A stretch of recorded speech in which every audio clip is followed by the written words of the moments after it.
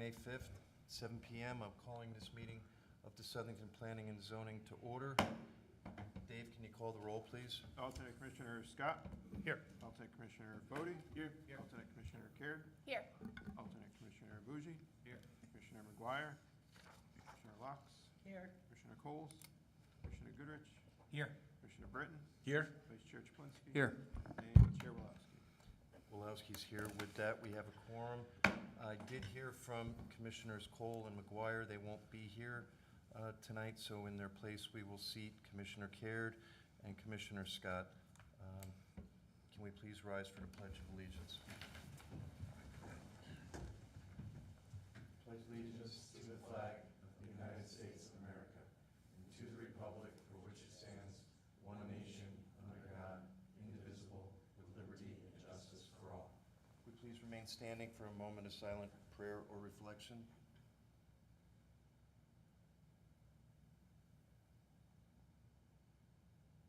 Thank you. I'm looking for a motion to approve the regular meeting minutes of April 21st, 2026. So moved. Do I have a second? Second. Second. All in favor? Aye. Motion carries. Commissioner discussion, subcommittee reports? Anything to report? Seeing none, we will move forward. Chairman's comments, moving forward, there are none. Public hearings. Before we start the public hearing, I will going to read the meeting rules and guidelines. Good evening and welcome to tonight's meeting of the Southington Planning and Zoning Commission. My name is Steve Walowski, Chair of the Commission, and I would like to take a few moments to explain the meeting format. Aside from administrative items, tonight's meeting is comprised of two parts, the public hearing and the business meeting. During the public hearing, the applicant will present the application to us in detail, which will allow the commission members and the public the opportunity to better understand what is being proposed. The commission members may ask questions during the presentation if needed. Then we will ask members of the public who support or oppose the application to speak. Members of the public will be granted 3 minutes to make their case. In the event that the public hearing is continued, one opportunity to speak is all that will be allowed. If you wish to speak, please raise your hand and wait to be recognized by the chair. Once recognized, come forward to the podium and state your name and address for the record. Please be advised all comments directly to the chair and not to the applicant or other members of the public. Be advised that this is your opportunity to ask questions, make comments on the application, because once the public hearing is closed, no additional testimony from the public or applicant will be permitted. It is important to maintain order and decorum at all times during the meeting. After everyone has had a full opportunity to speak, all questions have been answered, and all information has been received, we will decide whether it's appropriate to close the hearing. We will not consider voting on the application until the business meeting. During the business meeting, we will deliberate on the applications submitted to the commission and decide how to act on them. The commission may approve the application as submitted, approve it with stipulations, conditions, or modifications, table action for a future meeting, or in some cases deny the application. 4 affirmative votes of the commission are generally required to approve any application. If you leave the meeting before a decision is rendered, you may call the planning department tomorrow afternoon to get the results of tonight's meeting. So with all that said, we are going to open the public hearing. Item A, Troy Karkowski, special permit application for proposed garage in excess of 3 spaces, property located at 144 Valley View Court, Zone R40, SPU number 728. Good evening, Mr. Chair, Commission members. For the record, Stephen Judas with the Office of Cole Civil and Survey, located at 876 South Main Street in Plantsville. I apologize for turning off the lights a little, maybe too soon for you, but I always thought it went that half of the room and this half of the room, but I guess I don't pay Yeah, attention not when I'm anymore. up here. We're here tonight on behalf of Troy Karwowski, who's with me here in the audience, who's the owner of 144 Valley View Court. As mentioned, it's a R40 zoned property. It's approximately 1.5 acre.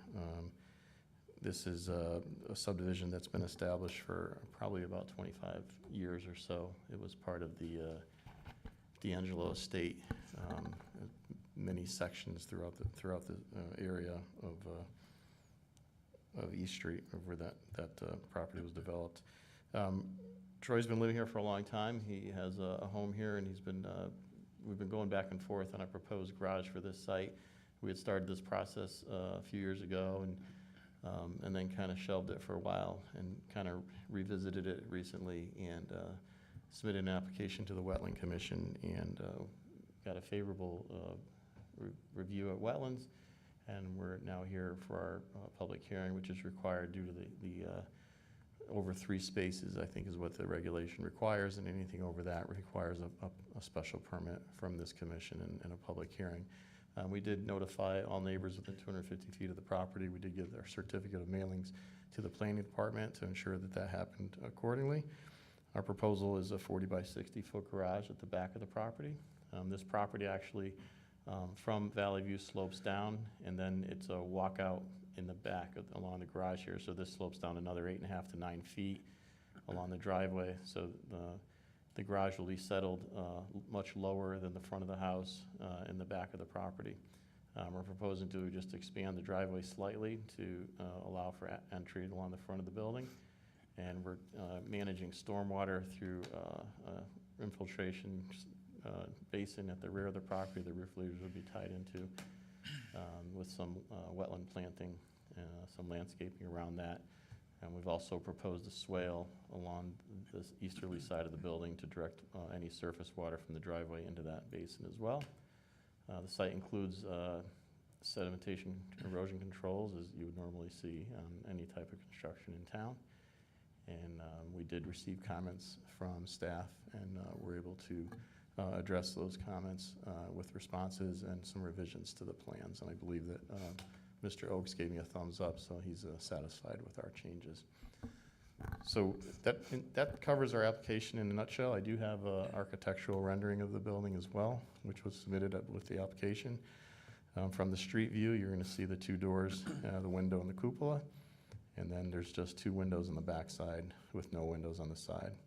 The architecture will be consistent with the house itself, same color siding and same type of features.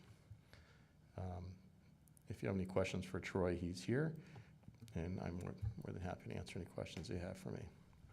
Before I open it up to members of the commission, I'm looking at the agenda. I'm not seeing any responses to the comments anywhere. It was emailed to us. Dave? It was emailed to us. Separate email? Mr. Chairman, yeah, it's a little late Yeah, it's today, but there were comments mostly about drainage, and apparently we're satisfied. I didn't have any particular comments, just the typical review that says it meets size, setback, and we wouldn't limit it to a 1.5 stories. All right. Yeah, there's 13 questions I did not have a chance to review. All right, so with that, I think- Go ahead. I'll open it up to any members of the commission that might have some questions. Todd? Yeah, maybe just to Steve's point about not really being able to have read the comments beforehand, Steve, could you just give a little bit of background, because it's right in the corner of the property there, and I see you have some wetland, some plants and whatnot, just how you plan on managing that stormwater, just so it doesn't flow into other people's, I don't know exactly what's behind it, if it's just another property, but just being right in the corner there. It's a large wetland behind us. The wetland limits kind of follow this dashed line. They come around, they come back up, and then they go off throughout the property and comes back up.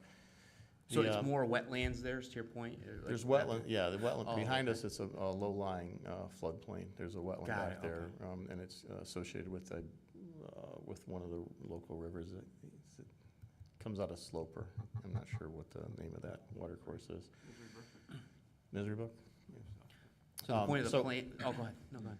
So typically, To be honest with you, in the past, this type of garage wouldn't have any type of stormwater management. I think in the last couple of years, the state of Connecticut has required any type of development like this to meet stormwater quality runoff requirements, and that's what we've done. We have the calculations on the plan. So, and it's a little different than what you normally see from a zero increase in peak runoff type of situation. This is more designed to handle the first 1.3 inches of rainfall off the rooftops.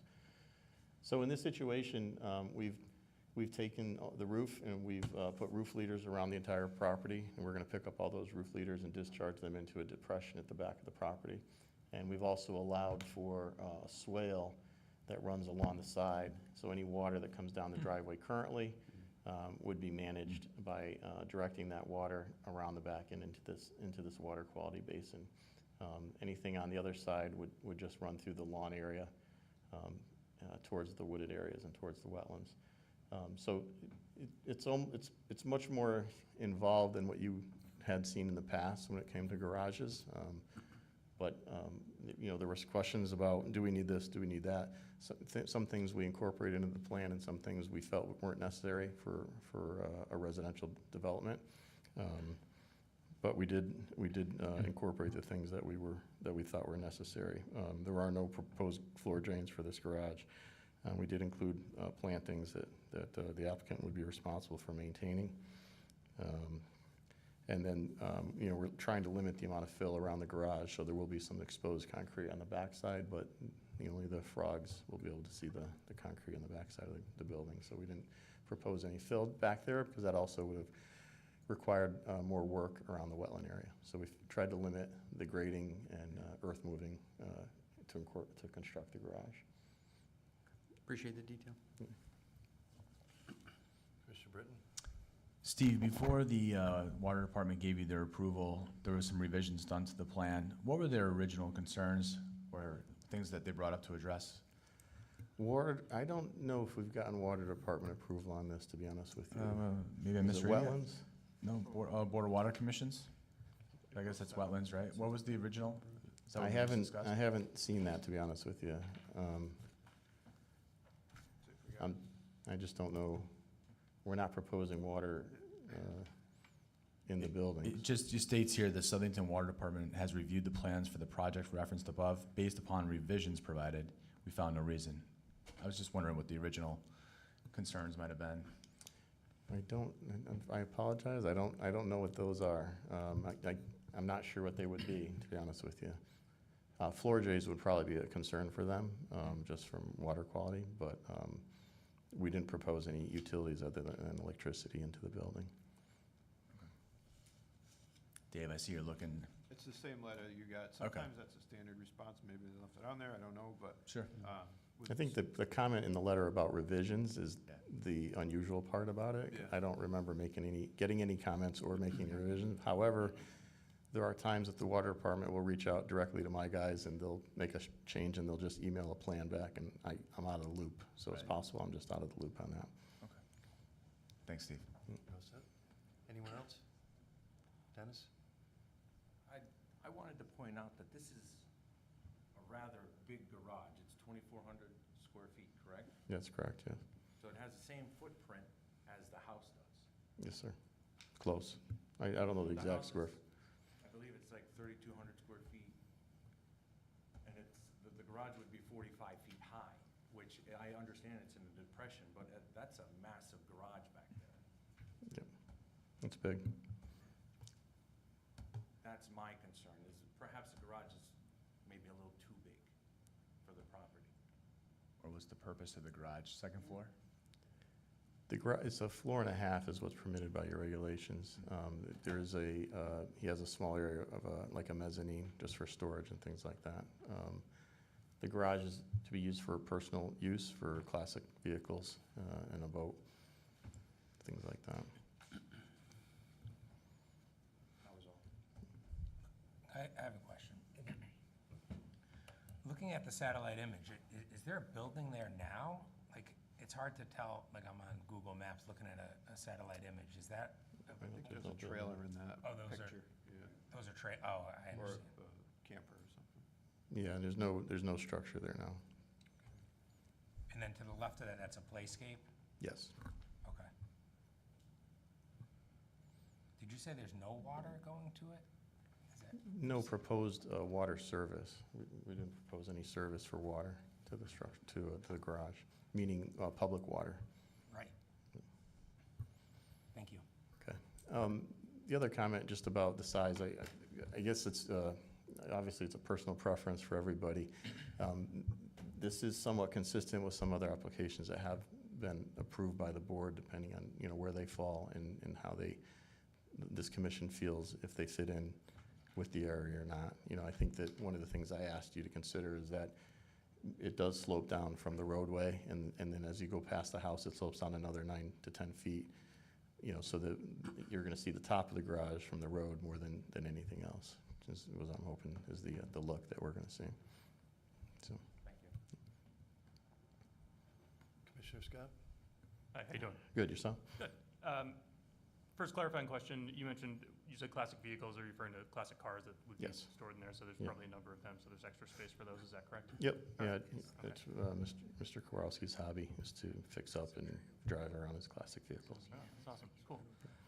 My other question is, I'm having a little trouble sussing out how the new driveway will work. You have mentioned the green area, sort of to the, I guess, the southeast of the yellow area is going to be expanded. Mhm. The existing driveway, will that stone wall area be removed and the driveway will continue all the way back to the garage? The driveway actually already continues all the way back to the garage. The existing driveway comes down along that wall, and then this is a paved area in through here, and comes back up to the house in this location. So we're gonna cut the existing driveway at this location. We're gonna add a little bit of pavement at this point, but generally the existing driveway that's on site would be used to access the garage. Okay, thanks for the clarification.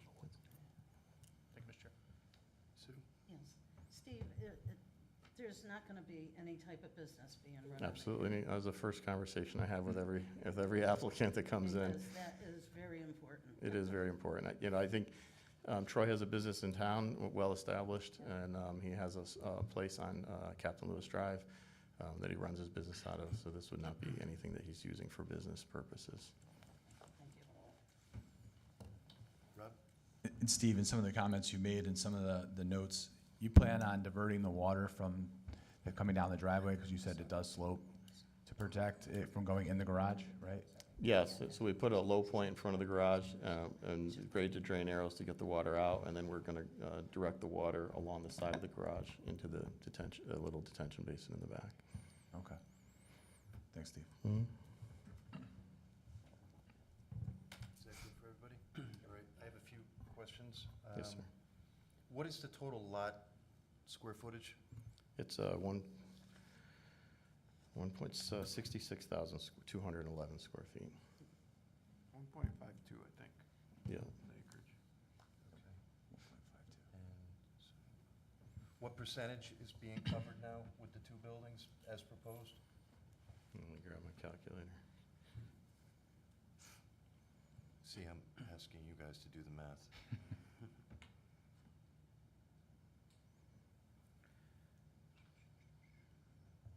It'd be about 9%. Okay. I think your regulation So within the permits reg- 20, All right, so 25%. You've just stated 6 spaces within the building plus room for a boat, 6 plus 1, so that's 7. I didn't specify spaces. I just gave you the size of the garage and what we're And- proposing to use it for. And how many parking bays on the existing house? What size is the existing garage? There's a 3-car garage upstairs. 3-car garage, so Yeah. we're talking about 9 or 10 Yeah. parking spaces within what your proposal is. Yeah, in the past, your regulations defined a parking space as about 312, or say 312 square feet. So it's 7 to 8 vehicles, yeah. All right. Conservatively. Well, that's based on right. a 12 by, in the past, the regulations actually had I think a 12 by 26 is what they considered a space for garage purposes. At some point, this regulation was brought on for this purpose, for people that wanted to go above and beyond that three-space requirement. Originally, garages were considered accessory uses, and something like this you would see before the Zoning Board of Appeals. They would go there to try to get a variance to allow them to build a larger garage. I think at staff's request and our request, we thought that it would be better suited, instead of trying to get a variance, to come before this board to present the architecture and you know, look at each lot individually as to, you know, what's acceptable, you know, for that neighborhood. It is a big garage, but it's not, you know, there have been quite a few garages similar to this already approved and constructed in town. And I think one of the things that's I don't important, think we can talk about other stuff. it sets a precedence. No, you can but talk about it for but sure. Different commissions can have the latitude to rule differently. I think what I would like you to think about is the percent of coverage that's permitted in this zone. And, you know, you consider coverage structures. So in this zone, I believe we have 25% coverage permitted by structures on the property. And we're way, way, way under that number. Can you And that- speak to the ZBA? Has an application been before them on this? No, there was no reason to go before the ZBA, because the mechanism now for approval is this commission. But not in a previous I would, form? this regulation has been enacted for this board for 3-4 years. I think he's referring to setback. Was it ever closer to the property line at one point, and then it was moved over? At one point, there was a request for variance that was closer to the property line. There was also at one point a possible agreement with the neighbor to do a land swap with the neighbor. So there's been different incarnations as to what we were gonna put, or how close to the property lines we're gonna put it. This meets your requirements for setbacks per the regulation. No variances are required for this. All right, thank you. All right, if commission members are, I was just curious, do you have a picture of what it will look like? Yes, I do. And a rendering up there? No, like a full picture, like a, I don't know, Like a 3D rendering or something? yeah, I do not have a 3D No, rendering. just We have curious. Yeah, we have the architecture that it's possible we could ask the architect to prepare a 3D rendering.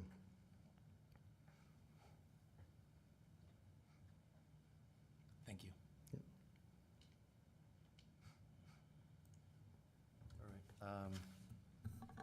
all right, with that, does that? Yes, I- if there's any comments from the public, I'd be happy to come back. Thank you. At this time, I'd like to open it up for comments from the public. Is there anyone here to speak in favor of this application? Is there anyone here to speak against this application? All right, seeing none. Just, as I mentioned, I understand every application is different. The reason we're here is because we'd like you to consider what we're proposing on this property. So, No, I'm Thank you. understanding what you're saying. Yep. Would you be open to reducing the size if it helped get you to the finish line, so to speak? I guess this is what, we've been working with this for about 5 years, if not longer, and so we'd like you to consider what we're proposing if possible. Fair enough, fair enough. Thank you. Mr. Chairman, I'd just like to remind you, if there's any more information, you should keep the hearing open. Otherwise, if you're satisfied with everything you have. Yeah, if there's something else that you need from us to help you make your decision, then we'd be happy to try and provide that to you. I don't think anybody, no, with that, we're gonna close the public hearing on item A. Thank you. All right, item B, Cody Range 2.0 LLC, special permit application for demolition of an existing batting cage and construction of a 12,000 square foot steel frame building, property located at 65 Jude Lane, Zone I-1. This is SPU number 729. I'm looking for a motion to table at the request of the applicant. Mr. Chairman, you can certainly allow him to do the presentation, but we would require tabling just until we hear back from the Wetland Commission to see if they're going to require an application or if they're going to hear under agent approval. Again, you can let them do the presentation. No, we're happy to hear the presentation. Please state your name and address for the record. Bill Stango, professional engineer and representative for the applicant, Chris Cody. And 1 second, I'll just pull up the file.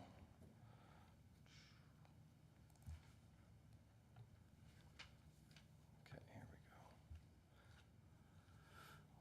we go. Oop, a little slow. Very slow.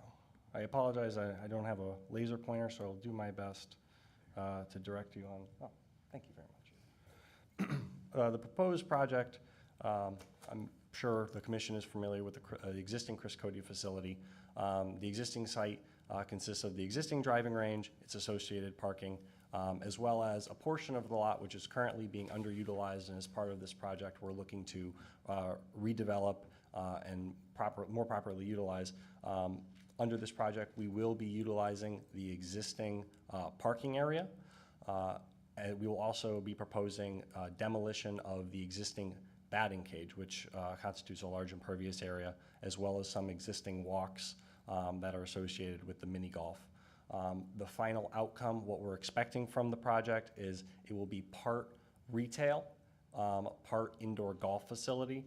Approximate split is, I believe, 7,000 square foot is going to be dedicated towards retail space, and then approximately, 5,000 square foot is dedicated towards the virtual golf facility. The mini golf, after speaking with my client, is not going to be a focus of this site anymore. It's going to be more of a secondary function where people can come in, get fitted for golf clubs, and then feel free to utilize the mini golf as they please. But it's not going to be seen as a major driver or a destination for the site. Really, we're seeing summer use.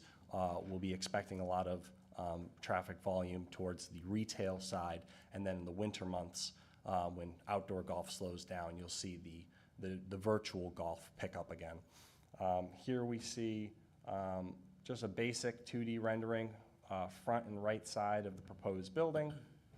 Basic 12,000 square foot facility, steel frame, portal frame structure. And again, its footprint will exist approximately within that existing batting cage facility for those of the commission members who are aware of the existing site. Just to go over general site plan overview. Let's see. Come on now. You have, just to point out some key features. Oh boy. You have Jude Lane, this is the main access, and then you have the existing access way. And then if you were to pull down here, this is the parking facility for the driving range, and then we'll be utilizing this existing parking lot to support the 12,000 square foot building. Stormwater will be maintained. There is an existing stormwater basin. After speaking with staff, we discussed we'll be upsizing this basin to provide attenuation of peak volumes, peak flows, and we'll be providing stormwater volume in accordance with the Connecticut Manual for Stormwater Quality. This will be, a report will be provided and approved through planning staff upon approval of this project. Let's see. As I stated, the existing batting cage area and several existing walks will be demolished for the proposed project, and in its stead, we'll have the proposed structure. If the commission has any questions for myself or the applicant, at this time, I'd be very happy to answer those. At this time, any commissioners have any questions or comments? No. Do you have any kind of drawing just showing what's there currently? I could pull up a Google Street View. I don't have any. I think, Mr. Chairman, I think the survey map shows. Oh, yeah, so if you're an aerial, absolutely, let's see. Yeah, no, I thought it'd be helpful for everybody to see just kind of what's there versus what. I don't have it for this plan. I could speak on that if you want. I tend to go down there, I like the batting cages, So they have batting cages and, No, I'm familiar with that. I just wanted to see a plan view. This is, I apologize, I don't have the survey sheet in my flash drive. This is, the overall site plan, I would say, is the best. This plan is practically the existing conditions plan, where you have the existing paved parking area, you have the caged, the batting cage area, and then over here you have all the mini golf. Okay. And what's hatched is proposed to be removed for the footprint of the building. Right. Okay. And so just to confirm, that flood storage area, that will take care of all of the storm water off of the building and any pavement or everything like So that the that's gonna be put there? The flood storage area right here is existing flood storage area. That is not going, there's no, gonna be no proposed fill, there'll be no modification to this area. We will be redirecting all stormwater Yeah. to the other side of the site, into an existing facility. And just for context, it's a good question, that flood storage area you had mentioned is up here. Okay. We were redirecting stormwater to a basin in the lower corner. Got it, okay. Thank you for the clarity. You can grab that plan from the website if you want to see it. I mean, that's pretty much what it shows, it's just in color. Right, no, I understand. Can you just touch on the wetland issue that, Sure. that we're going back Yeah, with all here? right, 'Cause so- I apologize for getting ahead of myself. I didn't see that you were up there. I was just, Yeah, had my head typically, buried in Sure. my notes here. typically, if there is a determination that a wetland application is made, they would apply for that first. But there was an initial pre-development meeting, pre-design meeting, and we talked about, keeping certain setbacks. In this case, they did a good job. There's no wetland fill, but there is work proposed within the upland review area. So upon my second review, after they submitted for the site plan, I asked for a small retaining wall to pull any fill back from the wetland edge. And I'm waiting for a response to that. They did the initial one, but I think they can do a little bit more, which would be great. That way, it's more likely to go under agent approval, and it won't need full wetland approval, because the footprint, as he said, is where the existing disturbed area is. There's just that small portion of the retaining wall that's in a new section of upland review area. Again, no fill for the wetlands, but it's within 50 feet of the wetland. We just like to limit clearing from that.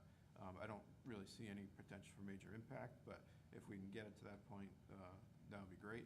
And it undergoes the same review.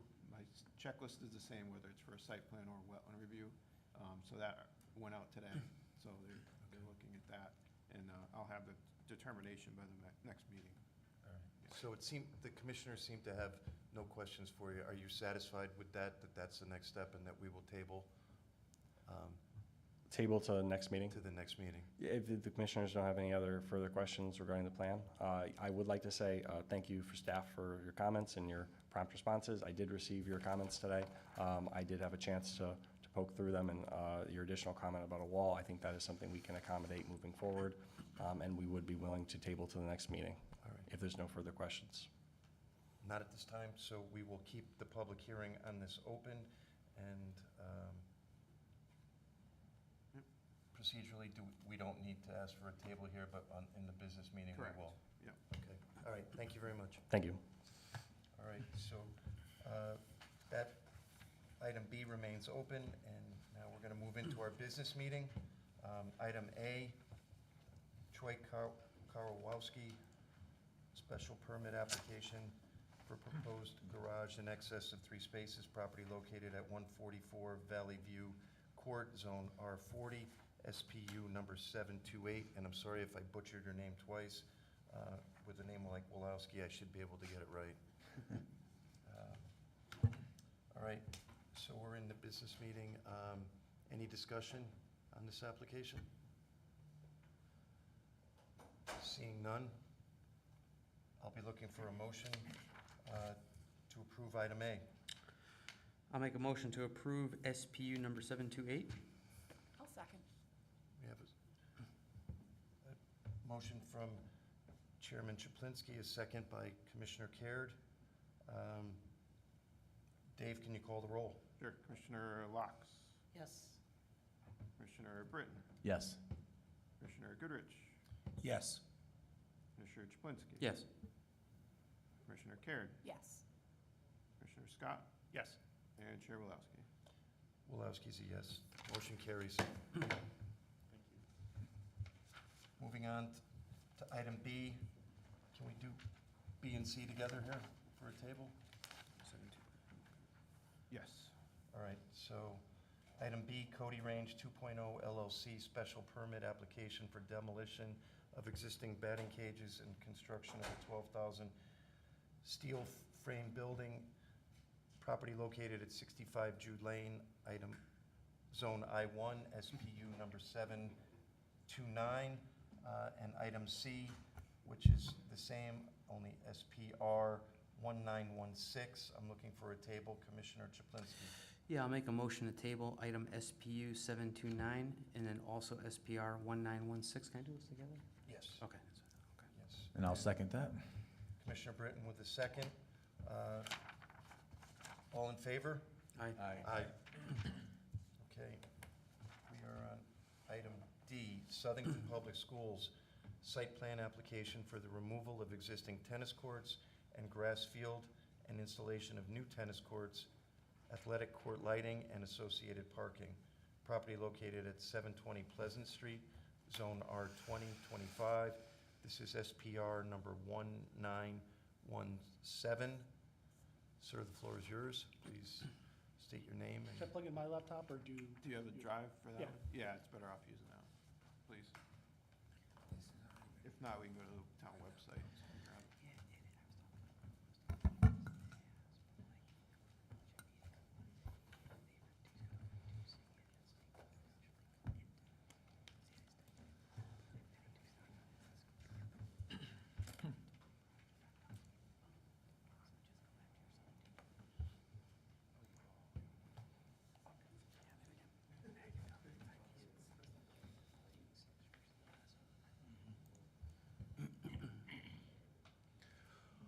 All right, thanks everybody for having me. I'm Chris Hulk. I'm the Director of Design and Construction for Field Turf, licensed professional engineer here in Connecticut.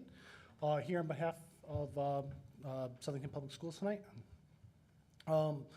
So just wanted to walk through kind of a little bit about the history of this site, some of the existing condition issues that they have, how the proposed improvements will work through to improve both parking, safety, overall facility usage, and then talk a little bit about how the impact of the lights to the surrounding area or kind of lack thereof.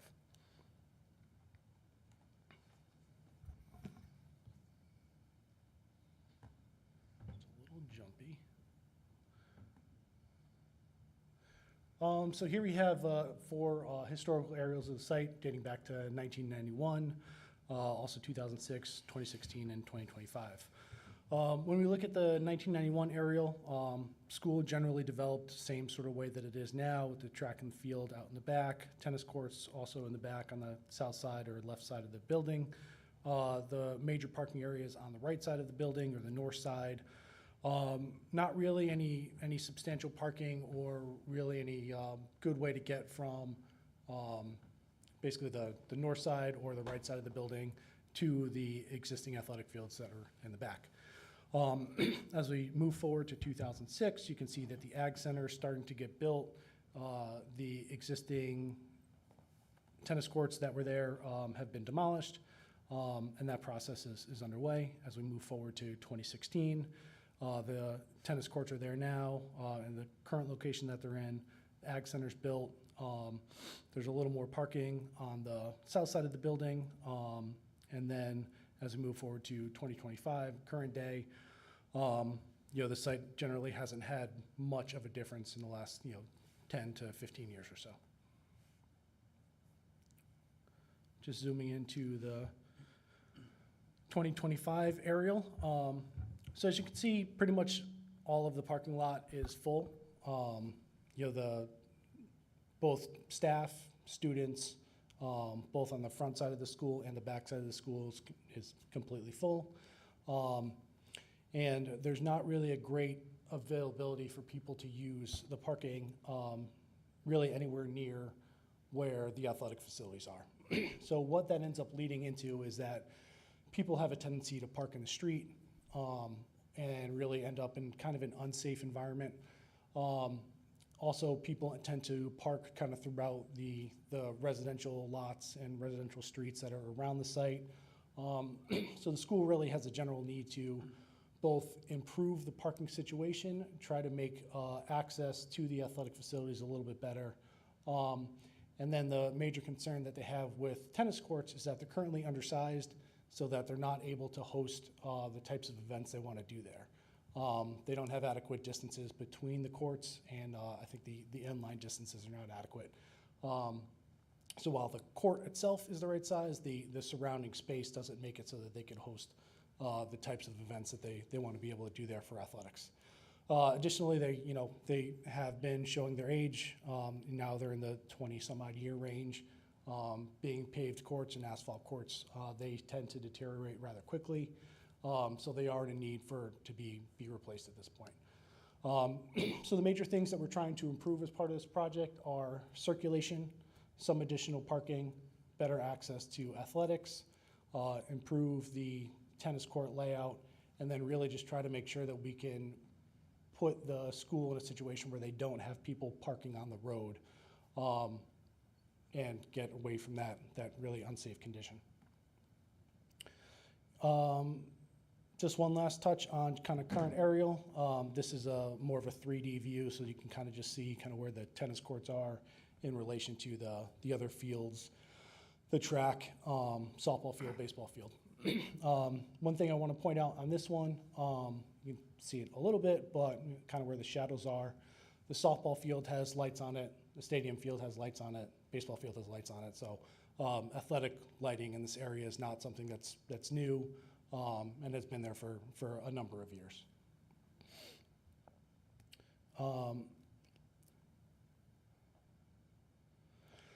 So this here is just a rendering of the conceptual plan. I'll get into more of the site plan stuff in a couple slides, but kind of wanted to just give you a little bit of a background of kind of what the site is going to be looking like with some of the cars in there.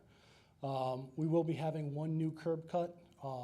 The curb cut's on the left side. We're going to be maintaining the existing curb cut that's on the right side of the screen, or the kind of the south side of the school. We did look at several different configurations for this in a way that we might have additional curb cuts. And we really wanted to try to get away from additional curb cuts because we didn't want to have too many people turning left and turning right, and knowing that there's younger drivers here, we want to create it basically as few turns onto Pleasant Street as we could. So on the left side, we basically maximized the amount of spaces that we could get without impacting the existing scoreboard and the existing softball field. The reason that we have a bank of 3 courts and then a bank of 4 courts is because there's a high-pressure gas main that services the school that basically runs between those 2 sections of courts.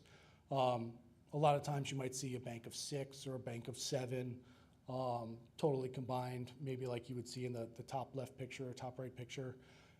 Here we weren't able to do that because of that gas main, so that's why there's a little bit of a separation there. So in general, people will be able to access kind of on the left side, make their way through the parking lot, and then be able to access through the existing pathway that leads out through the Ag Center that has been there since the Ag Center was built. Here, just another kind of conceptual rendering. Again, I wouldn't get too bogged down on necessarily the details, really just kind of a pretty picture to show you the general layout. So right now, I'm working from the top of the screen down. Where the bank of 3 tennis courts are, that's where the existing 4 tennis courts are. So you can see we're going to be making that area a little bit smaller as far as the actual tennis court area goes. But we'll have the parking that'll be circulating around those. On the very north side of the screen, that's where the existing bank of 3 tennis courts are. So that area becomes a parking lot now. As we move down, we have the bank of 4 with the parking surrounding it, and then the kind of lightly shaded green areas where our stormwater detention basin is going to be. The bank of 4 tennis courts has 6 light poles on it, and the bank of 3 tennis courts has 3 light poles on it. The one light pole that's kind of between them on the right side between the bank of 4 and bank of 3. That'll be used as one singular light pole that'll have light to be able to service both sets of courts. And the reason we didn't have another light pole for the bank of 3 is because of the proximity to that gas main. So we didn't want to have several more protrusions into the ground there. As we get into the site plans, so we did receive several comments from planning and from engineering. We're working through those, so we would expect that this application would stay open until an additional meeting so that we can work through those. We didn't see any major concerns from the items that they brought up. Some planter islands, some moving plantings around, some additional storm drainage computations that they wanted, but in general, like what we tried to do here was maximize the amount of parking spaces we could get, improve the overall circulation for both walking access, driving access, and improving those tennis courts. A couple of the other sort of nice things that we're going to be able to do as part of this is right now, if you are driving down Pleasant Street from the south, when you arrive to the site, you really see, it's like an 8 to 10 foot tall chain link fence. It's really not an inviting type of environment that you would want to have to really get to a school like Southington that really has a lot to promote and a lot to advance for both the types of programs you have there, both the athletic programs, and just the school in general. So we're going to be replacing that chain link fence with a new black picket style fence that'll be 6 foot tall. That'll start at the property line on the left side and work its way down until we get to the entry. From the entry, it will go up on the screen, and you'll basically be taking a left and then tie into the existing bleachers. Really make it more of an inviting atmosphere for people that'll be arriving to the site. One of the other things that we're looking at is, a little kind of entry sign, maybe something from high school or a welcome to, athletic center, something along those lines, in kind of like, a brick veneer, stone veneer type of thing with some plantings around it to really make it so that as you arrive to the site from the south side, you get the same sort of feeling as you do when you come from the north side to really let you know that you've arrived to the site. All the plantings, the signage, everything has been placed to not impact the sight lines that are out on the existing Pleasant Street Road.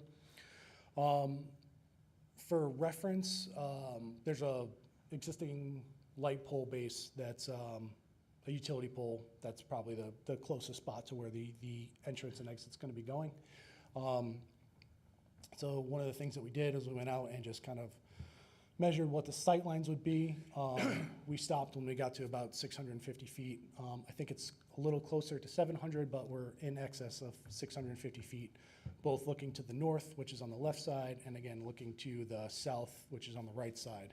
So adequate sight line distances in both directions for the speeds that we have on the road, both posted speed and people going a little bit faster than that. The last thing that we looked at, and to give you a little bit of reference on the lighting system, you're probably a little bit familiar with like the old metal highlight systems, which basically light up everything. And the plan on how those ones are made is they basically push light out in the hopes that it gets the ground, but at the same time, it also lights up basically everything.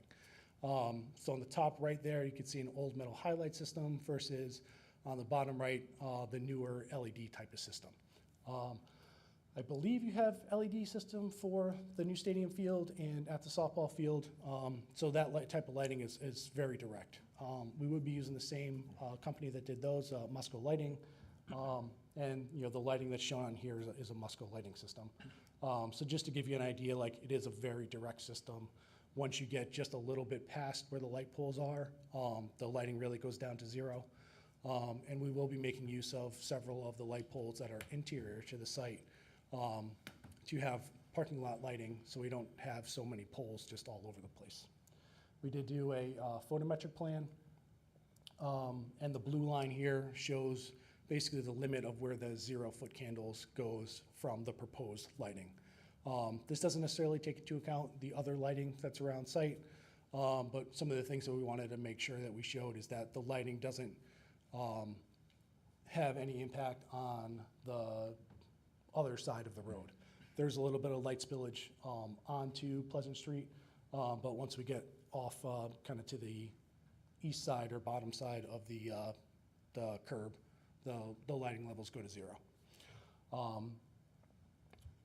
The other part about the lighting system that's really nice is they're all fully programmable now. So they can be preset, they can be on, off, direct from your phone or from the website. You can call a phone number. There will be a direct on, off, like 30, 60-minute timer for people that wanted to come to the site in the evening and use. But a lot of the fear that people used to have is that with the metal highlight systems, somebody turned them on, that person went away, and then the lights have been on for 3 days. So that won't happen in this situation because of the way that they're able to be programmed. And the people at the school and town, they can have several users to be able to make sure that those types of things don't happen and the lights are efficiently used. So in summary, I guess we will be working through some more of the comments from town staff, but we felt like we've gone a long way to really try to get people off of the road, improve the parking situation for the back area there. The tennis courts that are being proposed are post-tension concrete. So it's a little bit different than asphalt. They come with a 50-year structural warranty. And usually asphalt, I think it has like a 1-year warranty.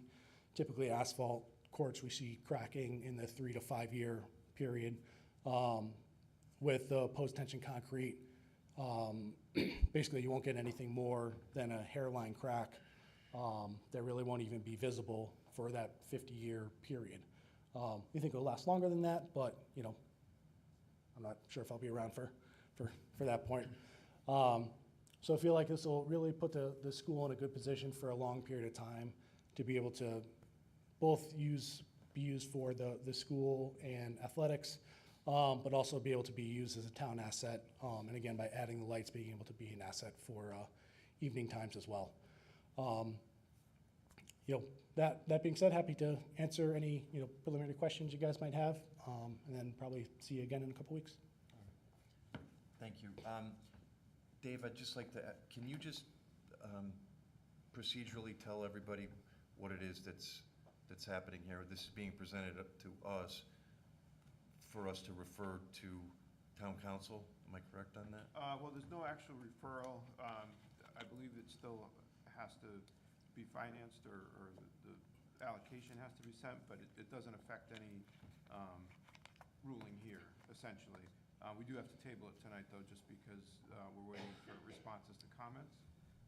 But, the council issue is a separate matter. I don't know if anyone else needs to speak to that, but Yeah, procedurally. No, business as usual for the board. Right, in terms of questions and comments, there's really not much that's gonna happen here, but I understand that, but we can, if anyone would like to ask a question, I don't wanna dissuade it, so, Kat? Just one. Thank you, Mr. Chair. We've got a retention basin in between the 2 new courts and the, yes, thank you. Right now, it's pretty flat. That looks like it's a field, I don't know what we're doing with that right now in current state. It's just a field, I don't know who plays on it. But do you think that's going to fill up quite often, or is that just just for caution's sake? So it is sized to accommodate the increase in stormwater runoff from going from that grass field to an impervious parking lot and tennis courts. Yeah. Excuse me. You will see water in that when you have just rainstorm events. It's designed to draw down and not have water in it anymore in a 24-hour period. So it's not designed to be like a wet bottom basin that you'll see water in it all the time. Okay, good. Thank you. Might as well just go on that. So with the catch basin right there next to the parking lot, what is the curbing to stop cars from going into the catch basin? Because I usually see vegetation, as a deterrent to blocking, just in case, but I don't see anything between those. Yep. So we will have a concrete curbing around the entire perimeter of the parking lot. The reason that we didn't have additional planting on that we were hoping that it would be more of a maintainable grass slope. A lot of the times what we see with detention basins is, once they kind of grow in, it's really hard to maintain them, and then they get overgrown, so wanted to try to put this in a situation where they can maintain it. One of the comments we did get is to add some additional fencing, kind of around it to, you know, deter people from kind of walking down that slope. But all the sidewalks for getting around are on the opposite side, with just a couple sidewalks directly next to the tennis courts to get access through there. But we are looking at adding a little bit of fencing around it to deter people, but the concrete curbing would stop. Yeah, and if it was dry, people might just sit there and watch the courts, right? Sure. Could you just kind of talk about, it's kind of hard to understand, the entrance off of Pleasant Street? Looks like it's an entrance and exit. It doesn't look like it's very wide. What is that? What is that distance there? On the left side here, Yeah, left side, Yep. Pleasant Street. 24 feet wide. Yep, so designed to accommodate a typical roadway, so 24 feet, and then the parking spaces are 18 by 9, with various handicap spaces kind of sprinkled throughout. On the right side, there's a stop sign and do not enter so people can't turn left into the site and then immediately turn left into the parking lot. They have to go into the site and then would potentially make their way down through this and to get into the parking lot. The way that we are putting this together for kind of daily use is students would go in through the parking lot entry exit on the left side, and there'll be access gates on the north or top right corner, kind of where that sort of intersection is, so that they won't be able to turn into the bus pickup and drop off loops. Those will then be able to be open. They'll just be swing gates so that they can control those a little bit. It's kind of, the one gate is roughly here, and the other gate is kind of in the middle of this pathway, sort of here. And the reason that we placed those there, so as the kid is, or student is coming through and they're like, oh, I didn't find a parking space, they can still do a 3-point turn and move and go back out the other way safely without having to get into that parent pickup and bus drop-off situation. Great, and I noticed you addressed sight lines. What is the distance between the catch basin and the road right there? This here? Yeah, right there. That's about 30 to 40 feet. Okay, so, Yep, this corner of, we'll say the decorative entry sign to the street line is, I think, 18 feet. okay. When you say you're putting out black picket fences, I just imagine night games, and you're now reducing the line of sight, but if it's 30 feet, there should be some Yep. obvious. Okay. Yep, typically sight lines in the measured 10 to 15 back from the driveway. So that's where we did it. Just to confirm I understand it, and I think you've already answered it, but that's not a one-way entry and exit into that ramp, only because it looks very narrow in the picture here. Yep. That's two-way? Everything's two-way. Okay, all right. That's what I thought, okay. I just have just a curiosity question. You said these are good for 50 years plus. Saying, I don't know, 10 years from now, if tennis is out and pickleball's in, is this something that's easily convertible, or how does that work? So Or could it be convertible? it can definitely be convertible. We're sort of still in discussion with athletics if they want to put pickleball lines on it, or if they want to put some pickleball lines, maybe on the bank of 4 or bank of 3. The trouble with putting pickleball lines on when you're at high school, especially with the size of your high school, if you want to host a state type of event, they want it to just be tennis lines only.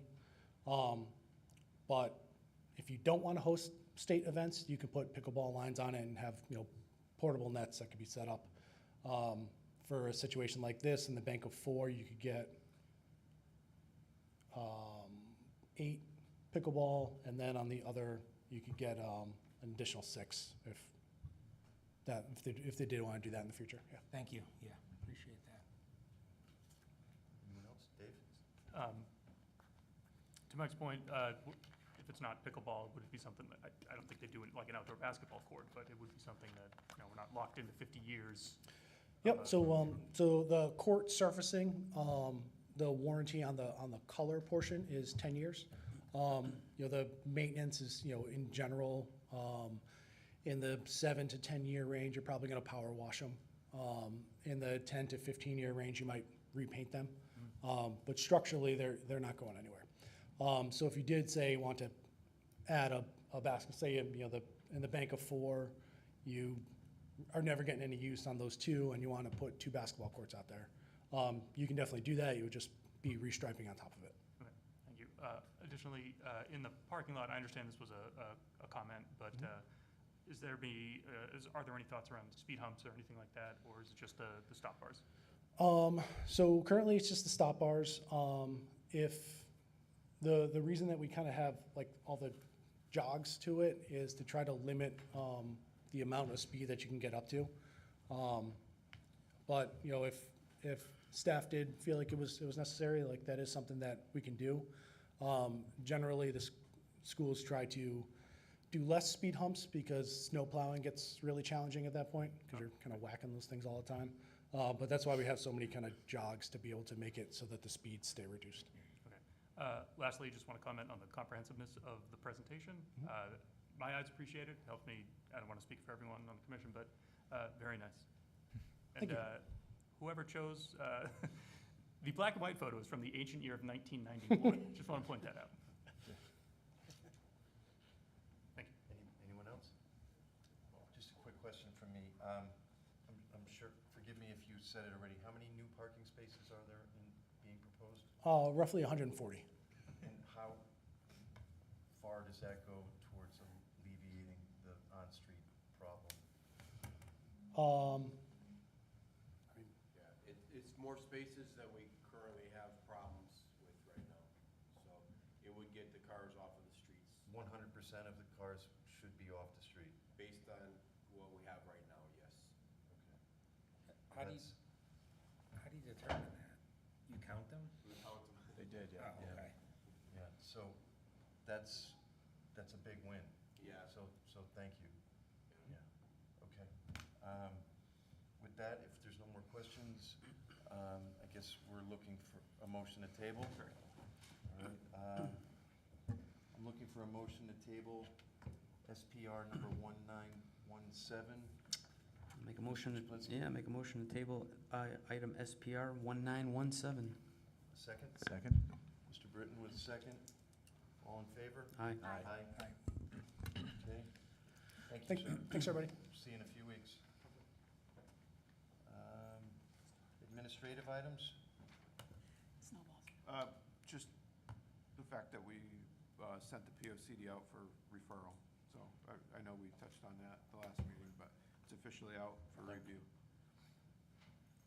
Excellent. I'd like to thank everybody that had put their time in on that. That was a long time coming.